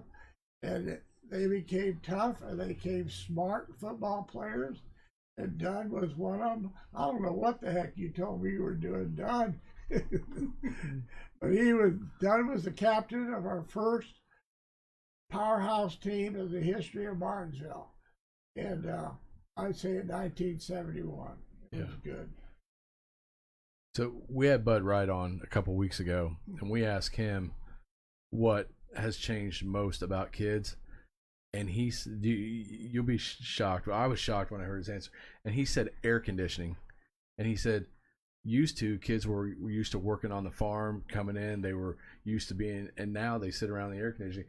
And I remember one day you saying, I used to get big tough kids off the farm. Now I get kids that sit in an air conditioned combine all day. And I always it just stuck with me for some reason. And then when Bud said that, air conditioning, it kind of made the connection with both of them, and I never really thought about that, but it seems like, They do have to get acclimated to the heat and stuff a lot more, nowadays. But, I do think people don't want to hear it, but in reality, I think the kids work harder today. They're asked to do more. Now, I'm not saying there's as many kids that willingly want to do it, and maybe that cuts down on kids that want to come out, but it's a whole year process. They've opened up the summers. I'm not sure that's very fair to assistant coaches to ask them to work all summer with limited pay. But if you don't, you won't win. So kids are asked to work out all year. They're asked to work out in the summer. And if they play more than one sport, if they want glory for more than one sport, then they're going to have to work double hard, because they're going to get double glory, because they're going to have to work for basketball and they're going to have to work for football. And if not, and they don't get their bodies better, they're really not going to be good at anything. So you have to dedicate yourself to it.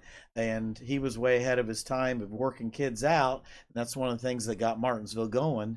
But if you don't stay up with it and you're not into that weightlifting and all that, you fall behind, like we talked about earlier. Working them out and getting them strong is one thing, but when I started going up to watch Joe, coach at the Center Grove, said, how'd you play? Oh, they're all right.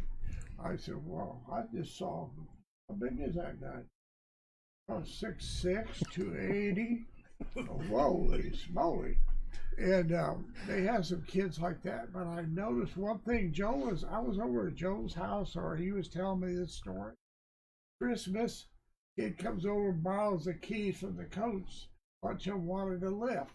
They lift, I'll swear, every day. I know they don't lift every day because they have quick drills and all that. But those kids are strong. I mean, I go to these summer games where they have the little tournaments up at Center Grove and around 7-on-7. Those kids are strong. I remember the coach in Decatur, now who is Dylan, you talking about? Dylan. No, Gillen, Mike Gillen. He's at Mooresville now, but yeah. Mooresville now. Yeah. Dylan said, those kids, he looked at Center Grove, those kids are strong. I mean, they're strong kids. They have pride in that, and they got a coach up there that believes in it. So him doing that, Joe doing his job, this coach doing his job, all those coaches up there put together one of the best programs in the nation. They're 10th in America. I mean, really. And that's what we're shooting for here in Martinsville. But you got to remember, like Joe said, the coaches after work almost year round. Now, Mac Dunn's in the business world. All you guys are in the business world. Ask a guy to work year round without pay. You're going to say, no, I won't have anybody. But they pay him a certain amount of money. We'll say they pay him $8,000. Okay, football's over. Now they got to work all summer. Well, if you don't want to work, don't coach. See, that's the answer. So that's something that has to be spoken about. Some schools have already attacked that to pay the coaches in the summer, to get them out there, to get those kids strong. But it's good for the town. When we were winning that way, we had so many people coming from Indianapolis to watch our games and said, what are you coming down here for? It's exciting. Yes. Dice Road that played for me. Billy Dice Road. Bill Dice Road, he said, when I walk across that street from the locker room before the game, No better feeling. the bombs are going off. We start the fireworks. Oh, at that time we had air horns, all that. He said that just gets me going. Well, we played Indianapolis How. Indianapolis How said, you wouldn't mind if our team could sit on the bench. Could we play that How? You were probably right in the. No, I was on the team. I caught a couple passes that game. I forgot. And how coach asked, could we sit on the thing and watch? We came on the field and kids, I said, they brought their fireworks with them. How coach wanted them to, the fireworks and everything, shooting them off. And their kids were amazed. And we won that game with this new offense we had. And then after the game, our kids went over and talked to the Howe boys and everything. And I was from Omaha, Nebraska, which is football and baseball. Now it's basketball and everything else. But in the 50s, 40s, it was football, Nebraska. Baseball, they lined up on the field and introduced the players in high school on baseball. That's why I got into baseball. That was all. And I watched all the excitement when I came to Indiana of the sectional tournament. And they decorated everything, and the noise and the bands and the basketball games. And I said, we're out there playing like everybody's deaf. So we put in fireworks. They're still doing it. Yep. We're putting in fireworks. We had air horns. You were causing such a ruckus with the West. air horns and the fuel horns that they pretty much outlawed them in playoff games. They outlawed Yeah. those now.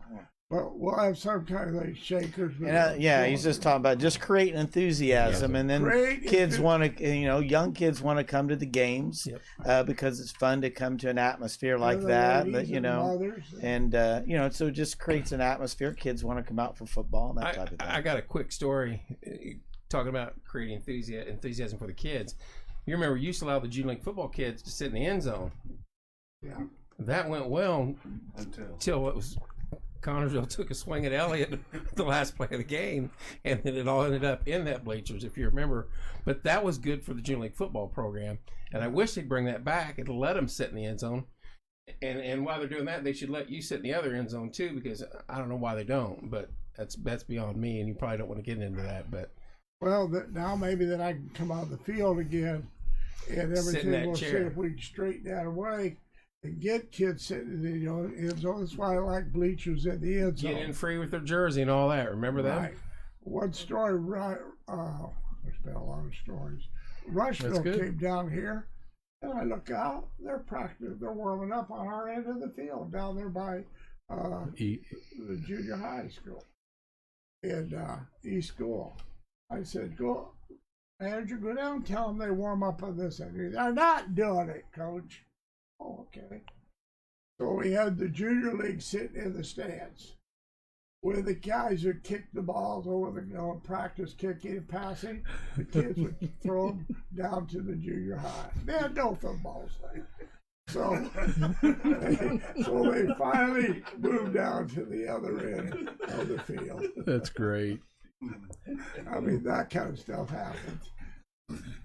But I think, I'm not obviously at the Martinsville games, being at Center Grove, but I know Martinsville's coach now is doing a great job with building enthusiasm, and you can tell just by looking at the crowds and stuff that when big games, I think the crowds are still here, and I think there's a lot of good kids that still come out, and I'm sure once he's here a couple of years, he'll get it going. I think he's a great coach, and I think Coach Duggar.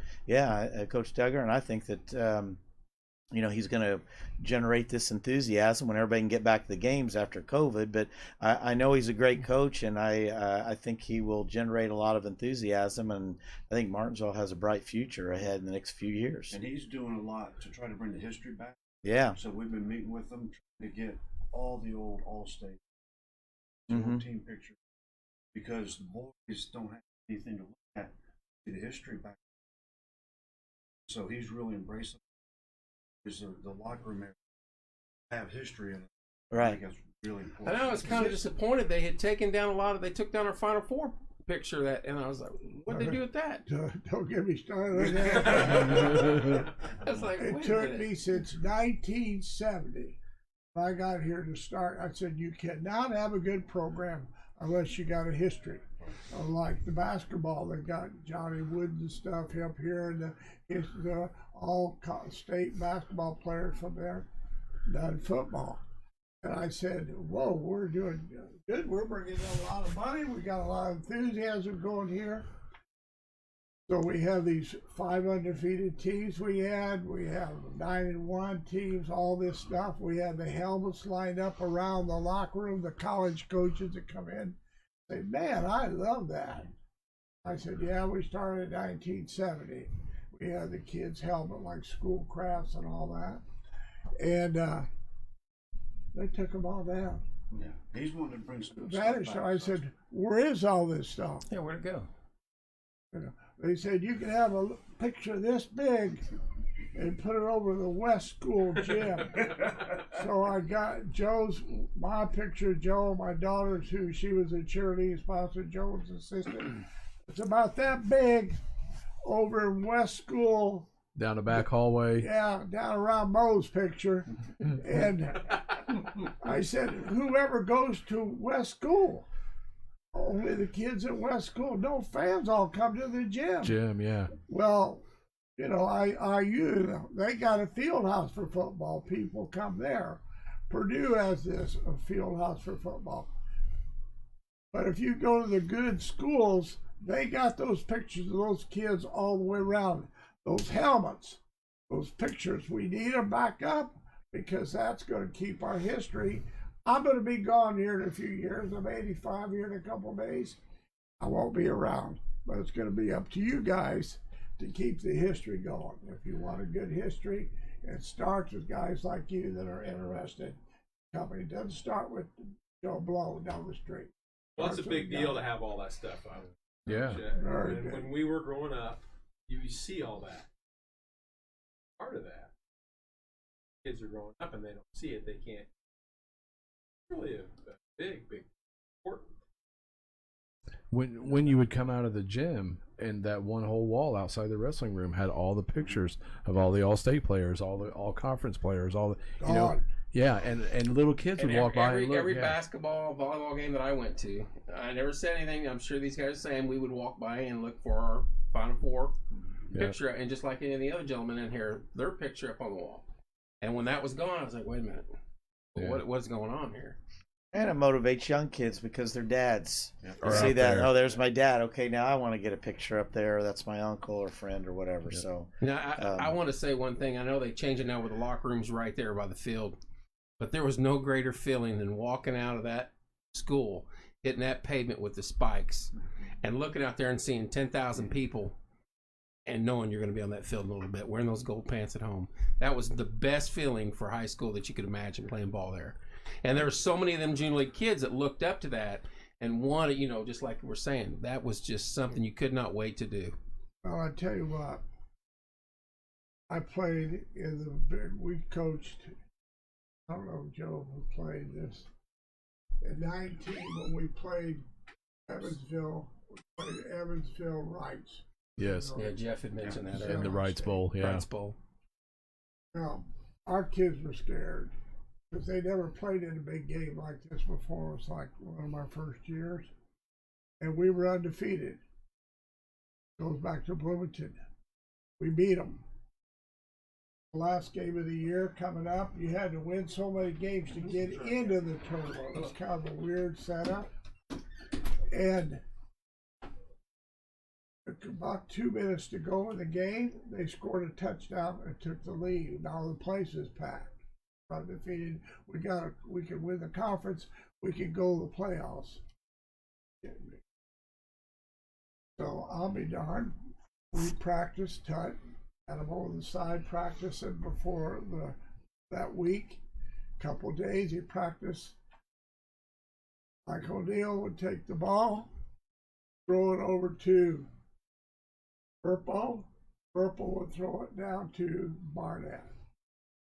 Barnett's all passed away.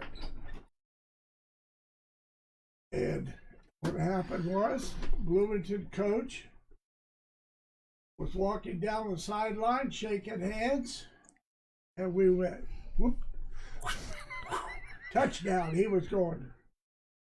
It was the greatest thing that ever happened. And Bloomington paper put in poison pen. What was his name? Rex Kurtz. Rex Kurtz, who I saw not too long ago. And it's all fun and games now, but then it was a war. I kicked him out of the locker room. But Rex Kurtz puts in the paper, bang, bang, you're dead. In Bloomington paper. Bang, bang, you did. I said, oh, God, that's great. So we went down to Evansville to play. They had 14,000 people. And that was the largest single game crowd of any playoff. Wrights Now, Bowl. Joe's team, they played in front of 40,000. Well, I don't think it was 40,000, but it sounds good. But it's probably the close whole to bottom 20. of the dome. Yeah, was but it was filled. fantastic. Of course, that was left over from the other game. No.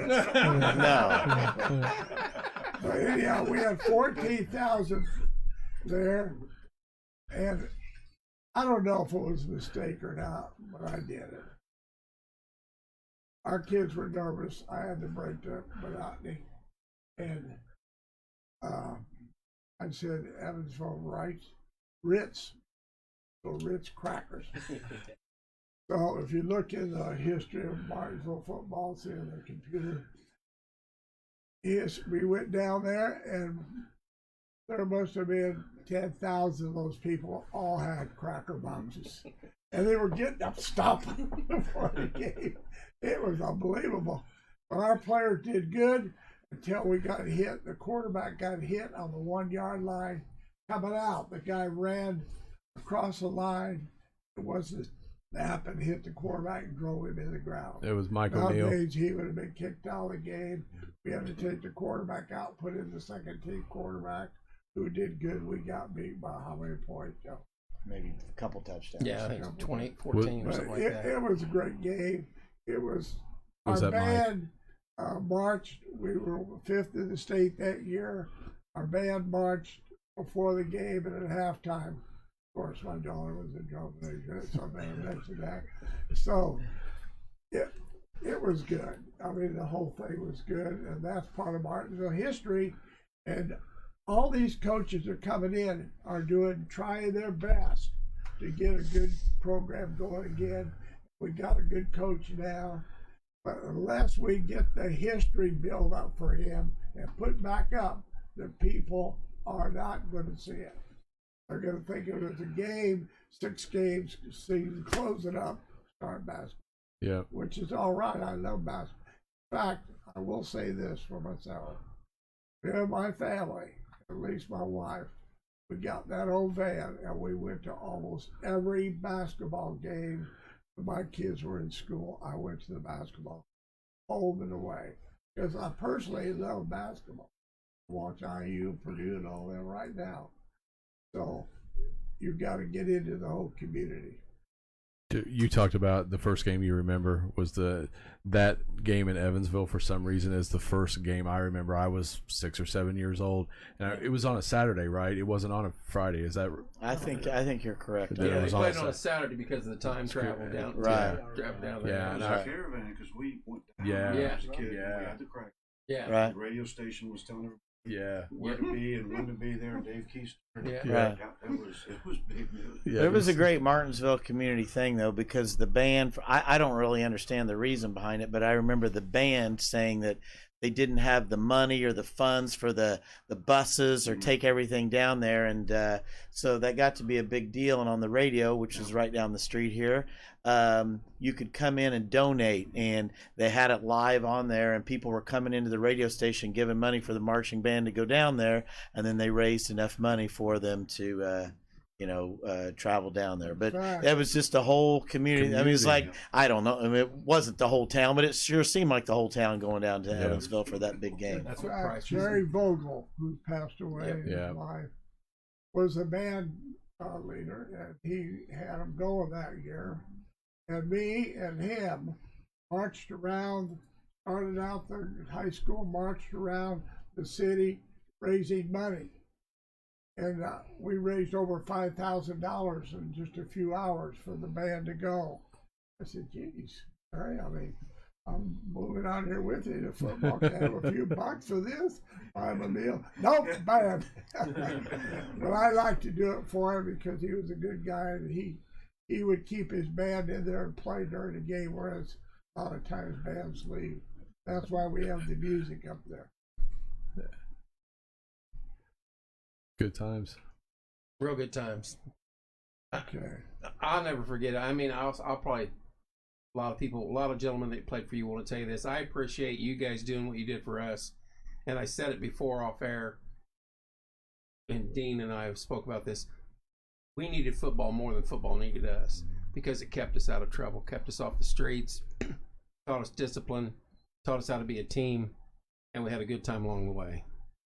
Some pole orchard, that wasn't always fun, but is what it was. But. Well, listen, we enjoyed being on your program, and I enjoy seeing all the guys back here that played for me and were very instrumental in us winning, every one of them.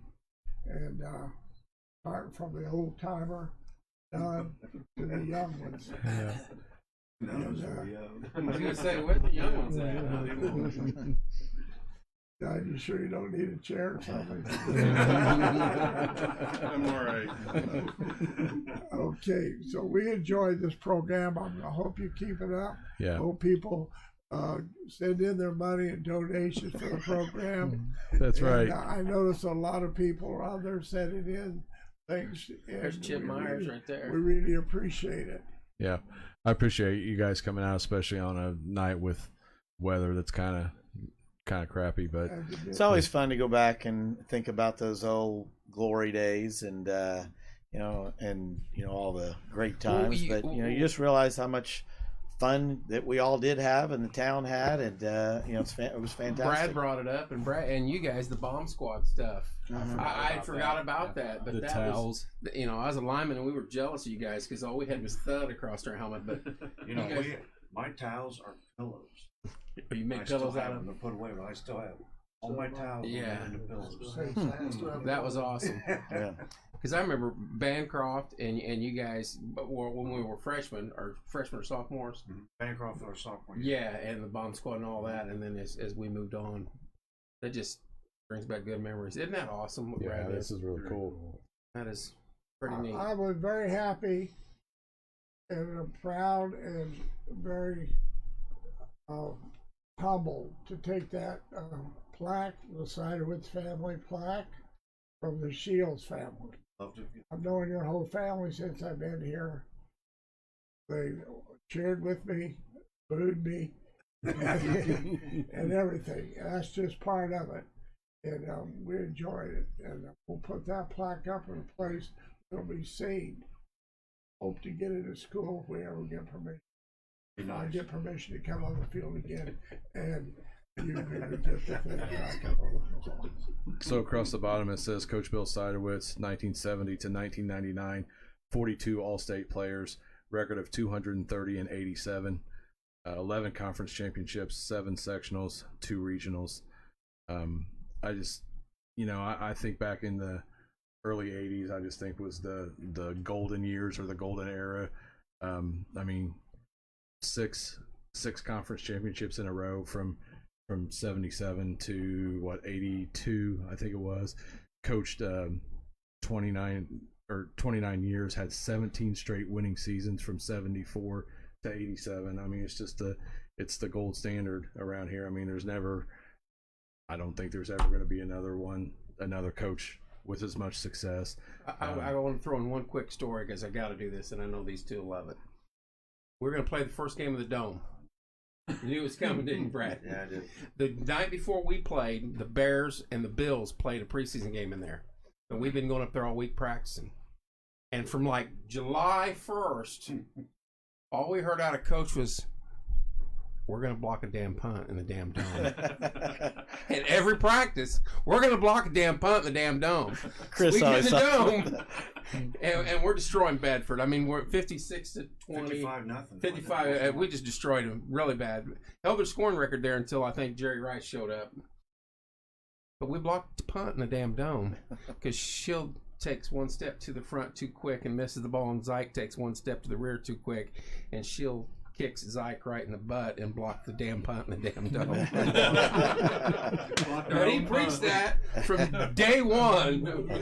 And yeah, Brad. I remember they were setting up for a return. You remember that? Yeah. So we snap and they all go back. Yeah. And I hear thump thump and I'm thinking, What happened? it's couple. You can tell I got blocked in the sound. Like, what? I look and Ron was going like that.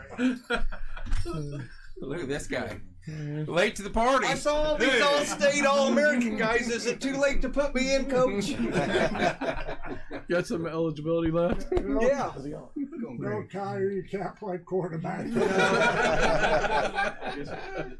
I just wanted to say thank you. I've been listening and hearing everybody talk and talk about some great memories, Yeah. great times. Great people, great family of football that represent this community. And now Joey doing the same thing in Center Grove and winning championships. So, Absolutely. Absolutely. got a good gig up there. It sounds like 6'6", 285 guys walking around. That's We had 5'9", 150. right, 5'9", yeah. 150 exactly. Depending on what We age have those McDonald's too. that They week. got them too, but they're real fast. Yeah. Yeah. We had those as line. That was our tackles. Yeah. Yeah, our guards were 5'9". So 45. you've been at Center Grove 14 years? 14 years. Assistant coach Eric Moore is the head coach, and he's best coach in the state. Yeah. He really is fantastic, best program in the state, and So I've been lucky enough to be able to coach for my dad. That's a Hall of Fame coach, and Eric Moore will be a Hall of Fame coach. And you know, I was head coach here for a while as well. But it is, you know, there's great things about both. One great thing about being an assistant at a great program is you just get to have the fun of coaching and thinking about coaching. You don't have to worry about a lot of the administrative things and money for equipment and that type of thing. And you know, so there's some advantages with that. But you know, can kind of shut it off a little bit when you're the assistant. Well, the problems you can shut off those problems, you know. So, but no, it's been a lot of fun, and you know, but I see a lot of the similarities in that.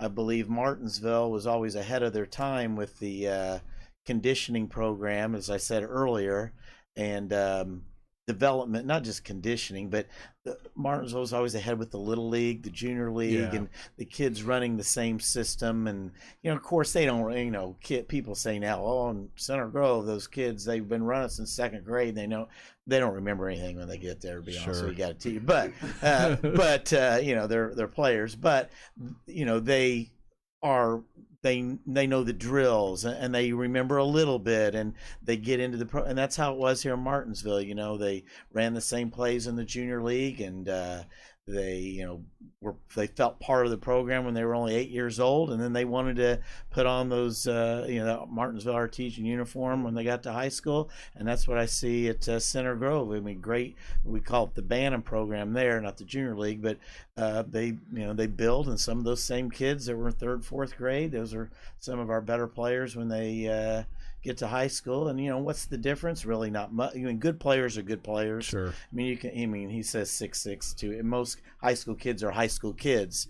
The difference is just maybe more kids to choose from because it's a bigger school, and that's what I'm saying. And with football, it's a numbers game. If not, in college, you know, people would be even with Alabama. Well, Alabama gets more recruits, you know. So, but I see a lot of similarities. Just the program all the way up, and being ahead on the conditioning, and the intensity in the program, and the enthusiasm in it, and so on. It's more about building. You're not building a good team. You're trying to build a good program that's sustainable. That's year over year over year. All right. And if you do that, you're going to have some down talent years. Sure. And when you do that, then you still have years that are respectable and they can feel pride with. You're not going to win the state every year or have an undefeated team or something like that every year.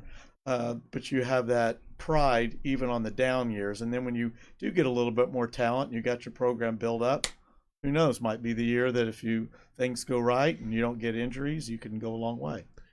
You know, you talked about Eric Moore real quick. So Center Grove in the first 44 years of their football existence had won 199 games. In the 20 years that he's been at Center Grove, they've won 205.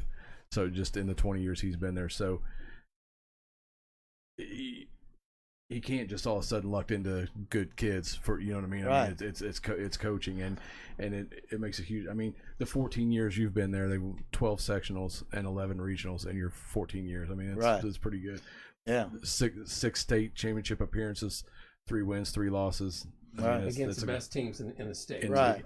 The biggest schools, the best teams, the best players. I mean, he's got it going up there. And I think what it does too, just like we're here in Martinsville, once one team works really hard and they create a lot of success, I think the other sports in the school pick it up.